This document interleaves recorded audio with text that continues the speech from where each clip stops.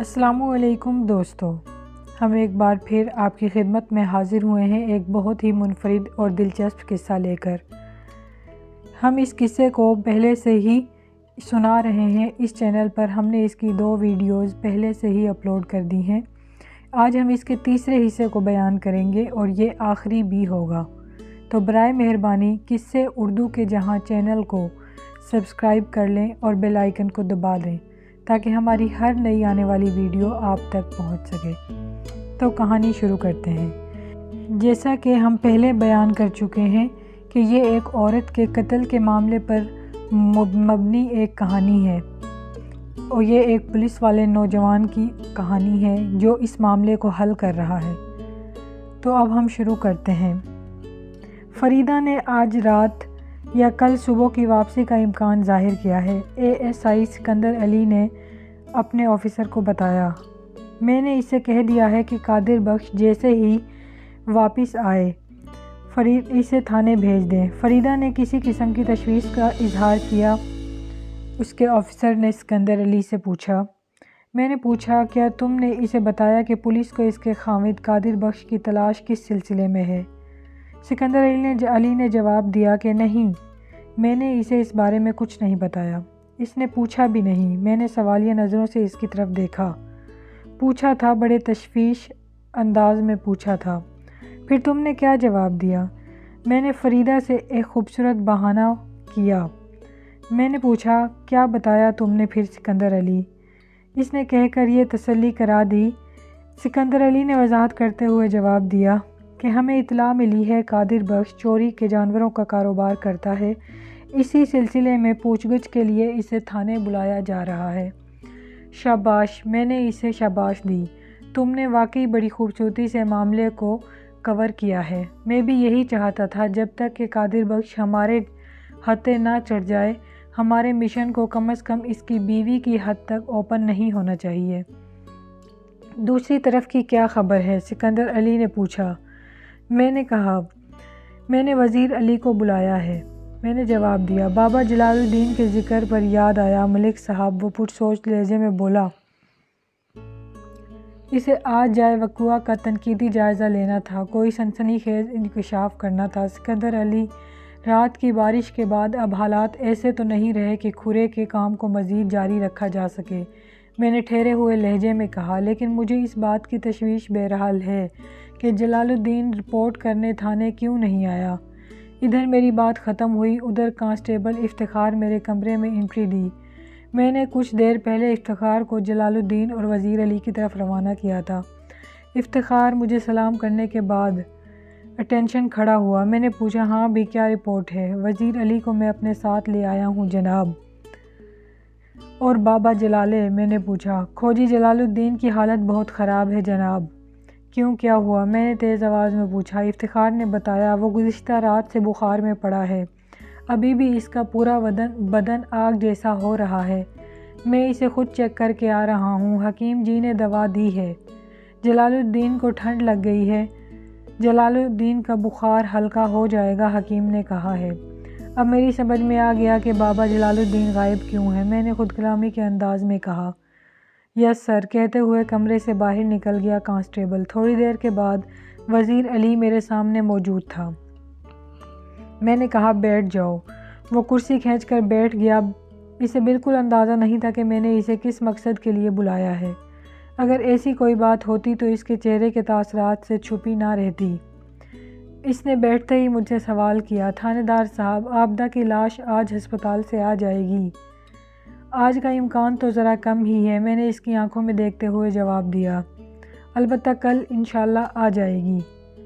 اور میں نے اسے بتایا کہ میں نے اس کے بیٹے مشتاق کو فون کر دیا ہے۔ اس سے میری بات فون پر نہیں ہوئی لیکن اس کے سپروائزر سے ہو گئی ہے۔ اس نے کہا ہے کہ وہ مشتاق کو ساری معاملات سے باخبر کر دے گا اور جلد ہی اسے پاکستان بھی روانہ کر دے گا۔ اس نے کہا۔ وزیر علی کہنے لگا، بہت شکریہ تھانے دار صاحب۔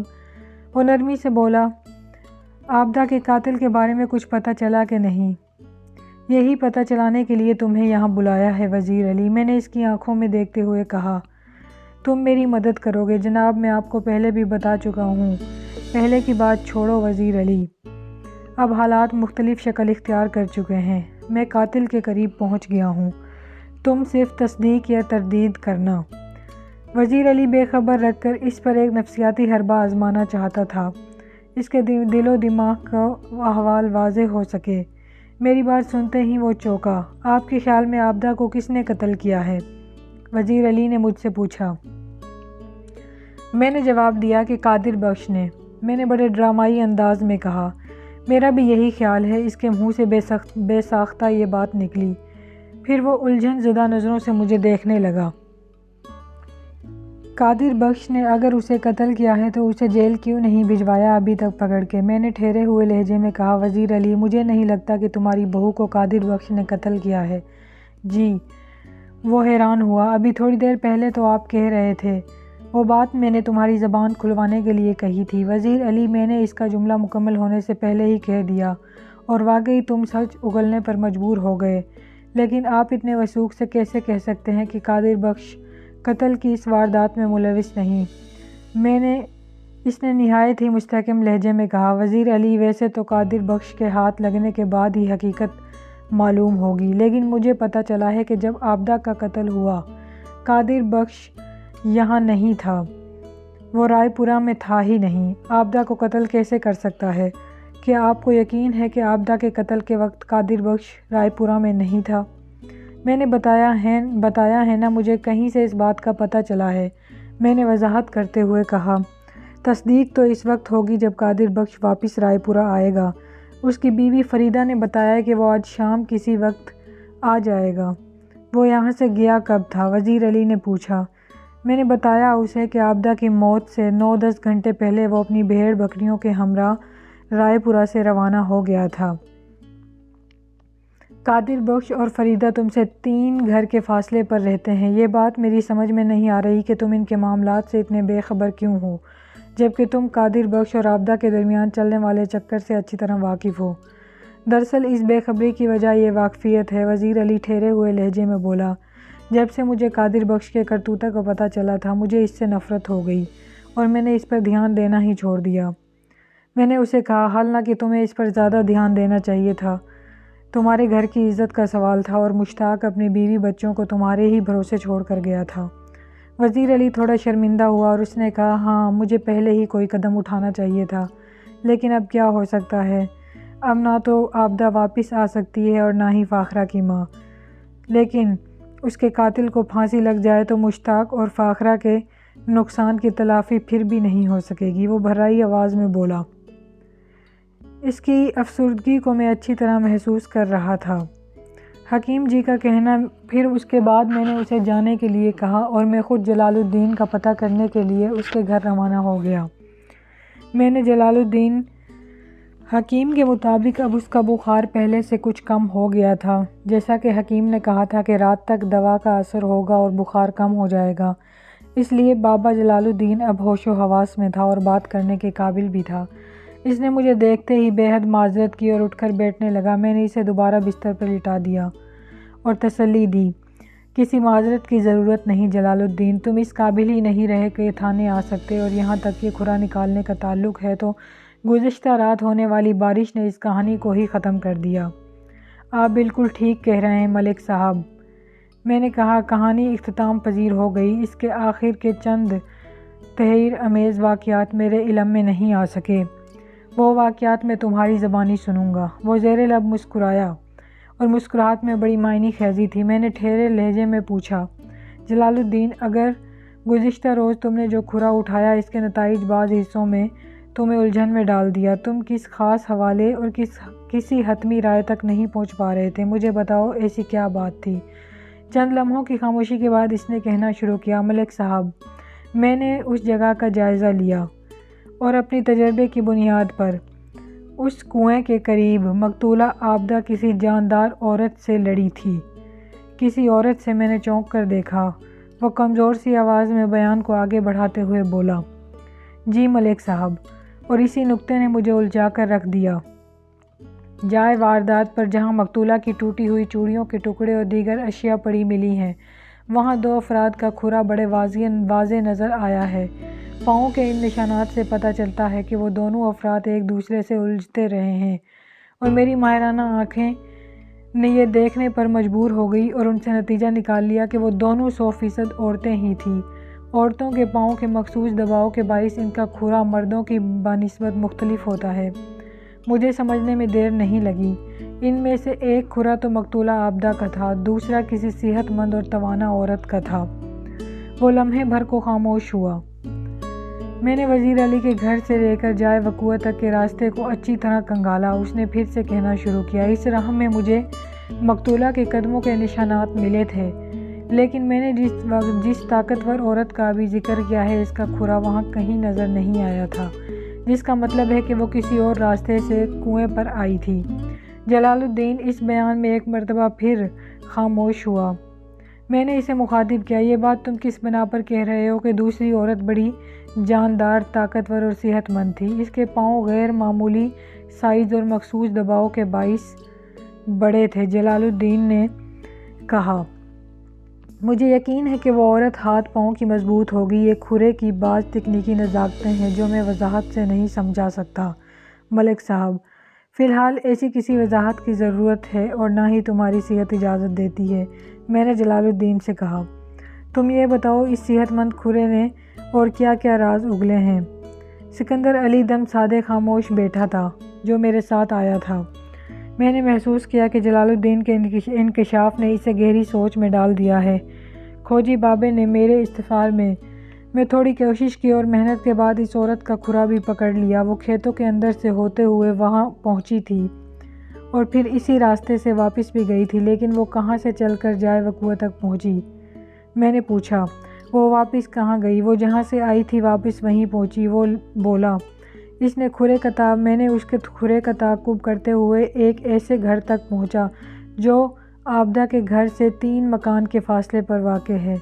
تم قادر بخش کے گھر کی بات کر رہے ہو جلال الدین؟ میں نے اس سے پوچھا۔ اسی لمحے سکندر علی کی جوشیلی آواز میری کانوں سے ٹکرائی۔ ملک صاحب، میں نے قادر بخش کی بیوی کو، فریدہ کو بڑی باریک بینی سے دیکھا ہے۔ وہ بابے جلالے کے بتائے ہوئے قد قامت پر پوری اترتی ہے، صحت مند اور توانا ہے۔ میں بھی کل اسی نتیجے پر پہنچا تھا ملک صاحب، جلال الدین نے دھیمے لہجے میں کہا۔ اس بات نے مجھے الجھا دیا۔ میں چاہتا تھا کہ آپ کی خدمت میں کوئی حتمی رپورٹ پیش کرنے سے پہلے ایک مرتبہ پھر کھرے کا جائزہ لے لوں۔ جلال الدین نے متوقع قاتل عورت کی آمد و شد کا جو روٹ بتایا تھا وہ کھیتوں کا وہی حصہ تھا جہاں سے حوالدار نبی جان کو وہ رسی ملی تھی، جس کے بارے میں میرا خیال یہ تھا کہ عابدہ کو موت کے گھاٹ اتارنے والی یہی رسی ہے۔ جلال الدین گزشتہ رات والی بارش پر افسوس کر رہا تھا۔ میں نے اسے کہا کہ اس میں افسوس کرنے کی کوئی بات نہیں، تمہاری کارکردگی اچھی ہے، تم نے کام کر دکھایا۔ پولیس کو کسی مجرم کے بارے میں پتہ چل جائے تو پھر وہ پلک جھپکتے میں اپنی منزل مقصود پر پہنچ جاتی ہے۔ فریدہ کو پکڑ کے لے آئے، اور فریدہ کوئی عادی مجرم تو تھی نہیں، نہ ہی کوئی پھولن دیوی۔ میں نے اسے تھوڑے سا ہی اس کی بارے میں پوچھنا شروع کیا تو اس نے اپنی اس واردات کا فوراً ہی اقرار کر لیا۔ جب قادر بخش گھر پر موجود نہ ہوتا کہ اس قتل کے حوالے سے اس پر کسی کو شک نہ ہو، اس نے بتایا۔ اپنے اقبال جرم میں اس نے بتایا کہ قادر بخش جب گھر سے روانہ ہو گیا تبھی میں نے اسے پلان کیا، کیونکہ میں عابدہ اور قادر بخش کے بارے میں سب کچھ جان چکی تھی۔ وہ دونوں چھپ کر ملتے تھے، مجھ سے یہ برداشت نہیں ہوا۔ تو قادر بخش جیسے ہی اپنی بکریوں کے ساتھ رائے پورہ سے روانہ ہوا تبھی میں نے یہ سارا پلان ترتیب دیا۔ میں نے اسے پوچھا کہ تمہیں پھر جب قادر بخش روانہ ہو چکا تھا تو تم نے عابدہ کو کنویں پر آنے پر کیسے مجبور کیا؟ اگر اسے قادر بخش کے جانے کا علم ہوتا تو پھر تمہارے ساتھ کیا ہوتا؟ اس نے کہا کہ ہر پلان کے ساتھ کوئی نہ کوئی کمزوری کا تو ساتھ ہوتا ہی ہے صاحب، لیکن مجھے پتہ تھا ان کی ملاقات کے طریقے کا۔ قادر بخش اس کی بیٹی فاخرہ کے ہاتھ پر ایک سٹار نما نشان بنا دیا کرتا تھا پین سے، اور عابدہ اسے دیکھ کر رات کو اس سے ملنے کے لیے کنویں پر آ جاتی۔ میں نے بھی اس دن ایسا ہی کیا، اور پھر عابدہ نے اسے دیکھا اور وہ کنویں پر آ گئی۔ دراصل اسے معلوم نہیں تھا قادر بخش کے جانے کا۔ یہ میرے لیے ایک اچھائی ثابت ہوئی، اگر اسے معلوم ہوتا تو یہ میرے لیے برا ہو سکتا تھا، اور میں پہلے ہی وہاں چھپ کر کھڑی تھی۔ میں نے اس پر اچانک حملہ کیا، اور پھر جب تک وہ اس دنیا سے اس دنیا میں نہ پہنچ گئی اسے چھوڑا ہی نہیں میں نے۔ وہ اتنی صفاقی سے بول رہی تھی کہ میں حیران تھا۔ وہ کہہ رہی تھی میرے پاس اور کوئی راستہ نہیں تھا۔ میری شادی کو 18 سال ہو گئے تھے اور ابھی تک میری کوئی اولاد نہیں تھی۔ ان 8 سالوں میں میرے پاس قادر بخش کو خود سے باندھ کے جوڑنے کا اور کوئی راستہ نہیں تھا۔ وہ میرا گھر برباد کر رہی تھی، اس لیے میں نے یہ قدم اٹھایا۔ اسی لیے ہم نے پھر فریدہ کو حوالات میں بند کر دیا۔ قادر بخش جب واپس رائے پورہ آیا تو اس کے لیے منظر بدل چکا تھا اور سماہی سب کچھ بدل چکا تھا۔ وہ حیران تھا کہ یہ کیا ہو گیا۔ وہ ایک الگ کہانی تھی۔ لیکن اگلے روز عابدہ کی پوسٹ مارٹم شدہ لاش ہسپتال سے تھانے پہنچ گئی اور اسی روز قادر بخش گاؤں واپس آیا تھا۔ یہ کیسا سما ہوگا اس کے بارے میں آپ کو کچھ نہیں بتا سکتا، آپ اپنی عقل سے سمجھ سکتے ہیں۔ میں تو ان لمحات میں صرف اور صرف مشتاق کے بارے میں سوچ رہا تھا، وہ مشتاق جو اپنی بیوی بچوں کی خوشحالی اور ان کے تابناک مستقبل کے خاطر دن رات پردیس کی سختیاں برداشت کرتا رہا، اور اس کی بیوی یہاں برائی کی راہ پر گامزن تھی۔ اس کا شوہر 3 سال سے اس کے پاس نہیں تھا، لیکن اس کا یہ مطلب تو نہیں تھا کہ وہ اپنے بے لگام جذبات کی تسکین کے لیے ایک کمزور بے ساکھی کا سہارا لے لے۔ یہ احسان فراموشی اور کمظرفی کی بڑی افسوسناک مثال تھی۔ جو لوگ زندگی کی شاہراہ پر اپنی ٹانگیں سلامت ہونے کے باوجود بھی کسی بے ساکھی کے سہارے دوڑنے کی کوشش کرتے ہیں، ایک دن انہیں عابدہ کی طرح منہ کے بل زمین پر گرنا پڑتا ہے۔